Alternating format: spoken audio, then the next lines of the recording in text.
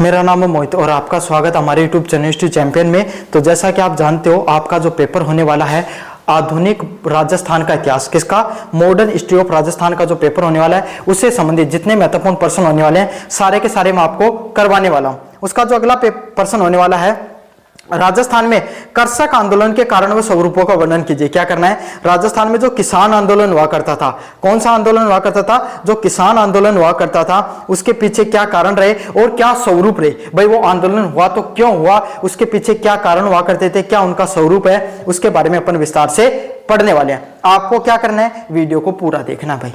साथ के साथ ये जो पीडीएफ पढ़ा रहा हूं ये आपको फ्री में टेलीग्राम चैनल पे मिल जाएगी, लेकिन उसके लिए आपको चैनल को सब्सक्राइब करना पड़ेगा। क्या करना पड़ेगा भाई, चैनल को सब्सक्राइब कर दो। देखो छोटा सा काम है, सभी बच्चों से रिक्वेस्ट है, 30,000 सब्सक्राइबर का अपने टारगेट ले रखा है। सभी बच्चों से रिक्वेस्ट है, प्लीज चैनल को सब्सक्राइब कर दो। 30,000 सब्सक्राइबर मेरे पूरे हो जाएं और आपको फ्री में पीडीएफ भी मिल जाएगी।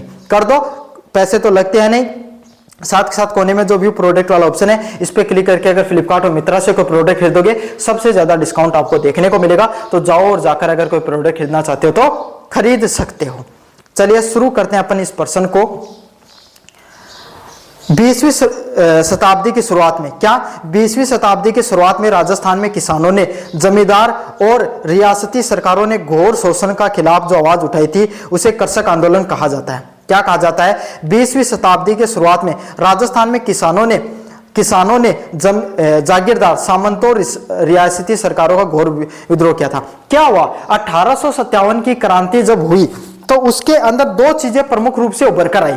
उसमें जो यहाँ के जो शासक हुआ करते थे, यहाँ के जो राजा हुआ करते थे, उनका जो असली चेहरा वो जनता के सामने आ गया। क्या हुआ, उनका जो असली चेहरा वो जनता के सामने आ गया। जनता को ये पता चल गया कि ये शासक जो पहले हमारे लिए मर मिटने के लिए तैयार हुआ करते थे, हमारी मातृभूमि के लिए अपनी जान तक दे देते, अब वो राजा नहीं रहे हैं, अब वो शासक नहीं रहे हैं। आज वो शासक अंग्रेजों के गुलाम बन चुके हैं। वो जनता की भावनाओं को त्याग पर रखकर उन्होंने 1857 की क्रांति में क्या किया था, अंग्रेजों का साथ दिया था। साथ के साथ वो सामंत लोग जो आपके सामने क्या है, जिनका जुड़ाव जनता के साथ था, जो ऐसे सामंत जिनका जनता पर काफी प्रभाव था, जनता जिनको अच्छा मानती थी, उन लोगों को भी क्या कर दिया, आपके सामने कुचल दिया गया, उनको भी सत्ता से हटा दिया गया। साथ के साथ कुछ लोग ऐसे सामंती लोग थे जो आपके सामने क्या, जनता से बहुत ज्यादा कर वसूला करते थे। जनता है उनके विद्रोह में हो चुकी थी। क्या हो चुकी थी, जनता उनसे विद्रोह में हो चुकी थी। तो इसी के लिए जो किसान थे और वहां के जो जागीरदार थे, उन्होंने क्या किया, जो आपके सामने जो रियासती सरकार थी, ये जो रियासती सरकार थी उसके घोर शोषण के खिलाफ क्या करी, आवाज उठाया। क्या उठाया, उनका जो घोर शोषण हुआ करता था, उनका क्या हो रहा था, जो घोर शोषण हो रहा था उसके खिलाफ उन्होंने आवाज उठानी शुरू की। उसे कर्षक आंदोलन कहा जाता है। तो जो किसान है जिन्होंने आपके सामने क्या किया, आवाज उठानी शुरू की आपके सामने जो सरकार के खिलाफ, उनको और ये जो जमींदारों के खिलाफ, उसी को क्या कहा जाता है, आपके सामने कर्षक आंदोलन के नाम से जाना जाता है। किसके नाम से जाना जाता है, कर्षक आंदोलन के नाम से, किसान आंदोलन के नाम से उसको जाना जाता है। बिजोलिया, बिगू और शेखावाटी के किसान आंदोलन पूरी तरीके से पूरे भारत में प्रसिद्ध हुए। तो आपके सामने राजस्थान के किसानों का आंदोलन न सिर्फ राजस्थान तक सीमित रहा बल्कि पूरे भारत के अंदर वो बहुत ही ज्यादा प्रसिद्ध हुआ था। इसमें जो अलग अलग प्रकार के किसान हुआ करते थे, जैसे बिजोलिया के किसान हो गए, बेगूसराय के जो जगह होती है वहां के किसान हो गए, शेखावाटी के जो आपके सामने जो किसान है, यहाँ के जो किसान आंदोलन है वो पूरे भारतवर्ष में प्रसिद्ध हुआ। समझ में आ गया, बिजोलिया का हो गया, बिगू का, शेखावाटी का आपके सामने क्षेत्र का जो किसान आंदोलन है वो सिर्फ यहां तक ही नहीं बल्कि पूरे भारतवर्ष में आपके सामने प्रसिद्ध हुआ। समझ में आ गया, एक लोगों को एक तरीके से आपके सामने पूरे के पूरे भारतवर्ष के लोगों को एक प्रकार की एक वो मिली, मोटिवेशन मिला आपके सामने कि यहां के लोगों ने, किसानों ने आंदोलन किया है। कर्षक आंदोलन के पीछे क्या कारण थे, जो यहाँ का जो कर्षक आंदोलन था उसके पीछे क्या क्या प्रमुख कारण हुआ करते थे, क्या क्या प्रमुख कारण थे। पहला था अत्यधिक लाग बाग, टैक्स। किसानों पर 84 प्रकार के मनमाने कर राजस्थान में अनेक प्रकार के कर लिए जाते थे। क्यों, क्योंकि एक तो देखो यहाँ की ना आपके सामने, यहाँ पर है ना कृषि जमीन में उपज तो कम हुआ करती थी लेकिन यहाँ पे व्यापार बहुत हुआ करता था। समझ में आ गया, तो एक तो आपके सामने व्यापार पे टैक्स लगा दिया, जमीन में उपज वैसे कम हुआ करती थी, तो आप खुद सोच सकते हो यहाँ पर कुल 84 कर लगाए जाते थे। किसी का बच्चे का जन्म हो रहा है तो टैक्स, किसी की शादी हो रही है तो टैक्स, घर में रह रहे हो तो टैक्स, अगर आप व्यापार कर रहे हो तो टैक्स, समझ में आ गया, नमक ला रहे हो तो टैक्स। तो हर चीज पर टैक्स आपके सामने, उपज पर ही नहीं, अनेकों अनेक प्रकार के 84 प्रकार के कर लिए जा रहे थे।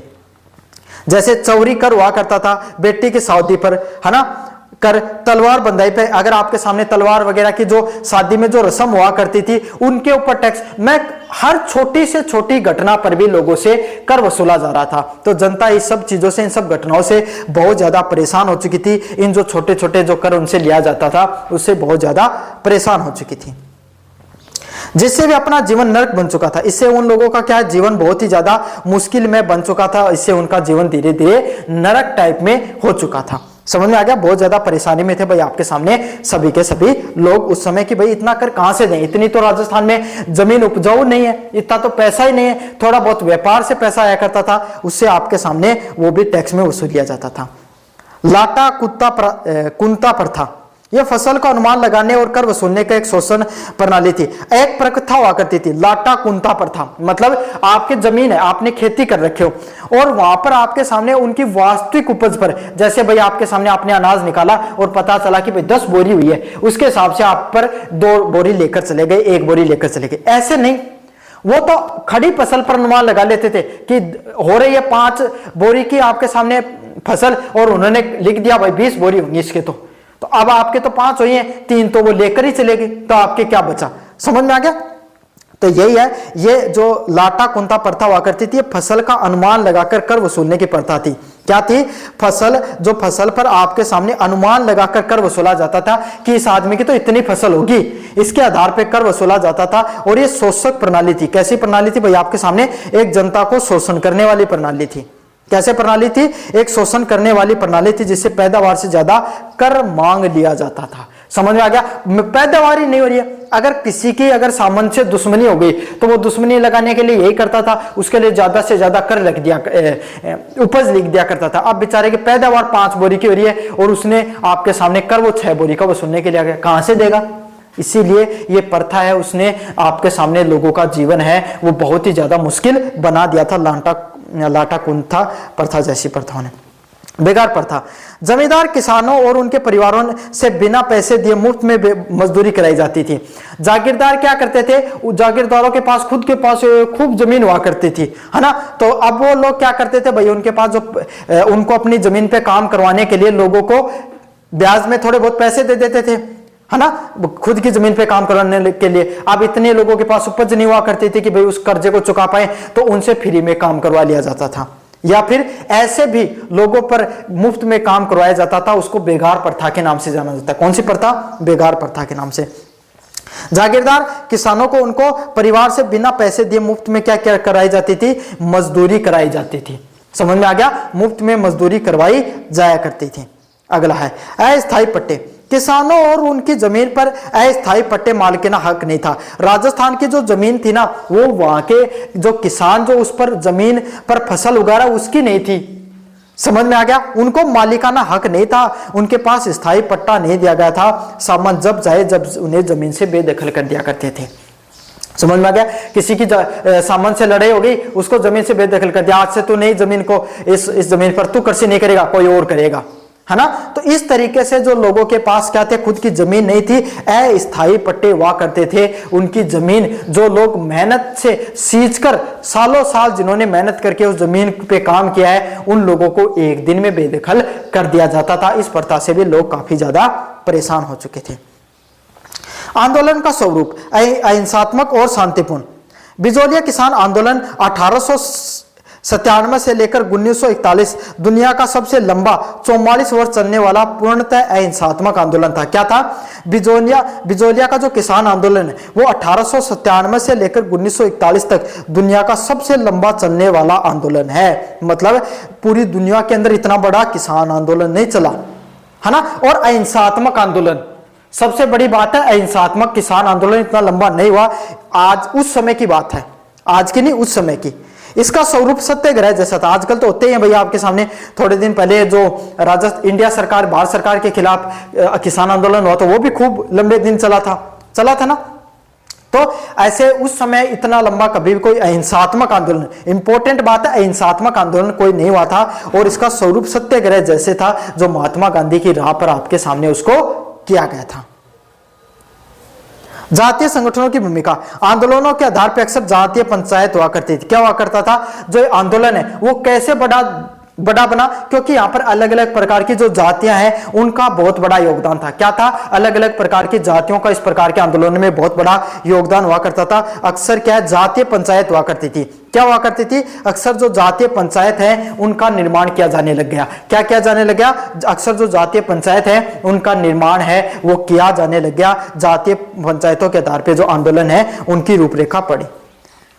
बिजोलिया में धाकड़ जाति और राजस्थान के जाट किसानों ने संगठित होकर नेतृत्व किया। बिजोलिया आंदोलन में जो शेखावाटी के जाट है और आपके सामने बिजोलिया में जो धाकड़ जाति है उन्होंने आपके सामने क्या किया, जो आपके सामने इस आंदोलन को प्रमुख रूप से आगे बढ़ाने का काम किया। सुसंगठित नेतृत्व है। विजय सिंह पथिक, रामनारायण चौधरी और माणिक्य लाल वर्मा जैसे शिक्षित नेताओं ने इस आंदोलन को और मजबूत बनाया। भाई कोई भी आंदोलन है वहां पर शिक्षित, पढ़े लिखे, जागरूक युवा और आपके सामने एक समझदार व्यक्ति पहुंचते हैं तो उस आंदोलन को एक नई दिशा मिलती है। तो इसी आंदोलन में भी कुछ आपके सामने ऐसे व्यक्तित्व थे जिनके वजह से ये आंदोलन बहुत ज्यादा आगे बढ़ा, जैसे विजय सिंह पथिक हो गए, रामनारायण चौधरी हो गए, माणिक्य लाल वर्मा हो गए। या आपके सामने कुछ शिक्षित और महत्वपूर्ण आपके सामने जो क्या थे, शिक्षित राजा थे जिनके वजह से यह आंदोलन है वो बहुत ही ज्यादा पॉपुलर हुआ। अखिल भारतीय स्वरूप प्रदान किया और इन्होंने क्या किया, जो अखिल भारत है उसको एक वास्तविक चेहरा देने का काम किया। प्रताप जैसे अखबारों ने इसे राष्ट्रीय स्तर पे लोकप्रिय बनाया और जो प्रताप जैसे आपके सामने जो अखबार है इन्होंने इसको खूब कवर किया और आपके सामने एक राष्ट्रीय स्तर पर एक पहचान देने का काम किया। क्या काम किया, राष्ट्रीय स्तर पे उसको एक पहचान दिलाई। निष्कर्ष, राजस्थान में कर्षक आंदोलन में न केवल सामंती शोषण की रीढ़ की हड्डी तोड़ी। क्या करी, राजस्थान में जो किसान आंदोलन है उन्होंने जो सामंती प्रथा है उसको पूरी तरीके से नष्ट कर दिया। एक तो 1857 की क्रांति के बाद में अंग्रेजों ने उनको धीरे धीरे नष्ट किया और उसके बाद में किसान आंदोलन है उसने तो इस प्रथा को पूरी तरीके से निस्ते नाबूद ही कर दिया। बल्कि आम जनता की भारी राजनीतिक चेतना भी जताई, बल्कि जो आम जनता है उसको देश के प्रति और अपनी जो भावनाओं के प्रति उसे जागरूक करने का भी काम किया, जो बाद में जाकर पंजाब मंडल आंदोलन का आधार बनी। जो क्या हुआ, आगे जाकर जो पंजाब मंडल आंदोलन है उसका भी एक मुख्य भूमिका निभाई गई। तो ये था 1800 आपके सामने जो 18 किसान आंदोलन है राजस्थान को, उसके बारे में विस्तार से पढ़ा। कैसा लगा वीडियो जोर से बताना, चैनल को जोर से सब्सक्राइब कर देना। धन्यवाद।